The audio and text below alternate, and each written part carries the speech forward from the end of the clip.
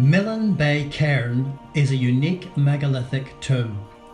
This low, oval, grassy mound conceals a complex Neolithic burial monument constructed between 3000 and 2000 BC. Excavations in 1953 reveal that the structure was built to respect and incorporate almost centrally an earlier stone boundary wall which continued north and south of the cairn. The large standing stones visible today encircled a shingle mound which covered a lower, oval-shaped setting of stones. This in turn surrounded a long stone cist, a burial chamber constructed of flagstones with a linteled stone roof. All these inner features had eventually been covered by sand.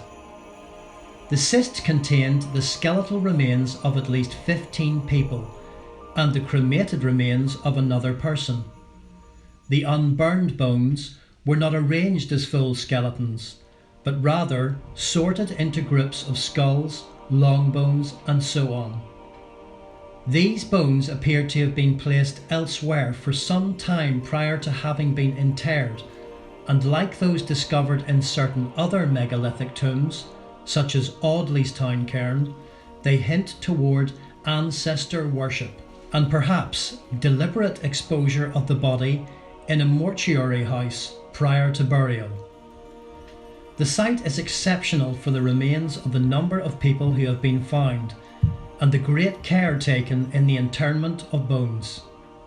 7 small cists were discovered outside the oval setting of stones and are thought to be later burials. The site contained 64 stones that had been decorated with pecked motifs, created by repeated striking with a pointed tool, which along with fragments of Carrowkeel ware pottery suggest a link to the passage tomb tradition. The position of Millin Bay Cairn in the landscape would have been very important to its builders, and the unusual location of an earlier boundary suggests that it played a role in delineating or perhaps rooting a people to a territory.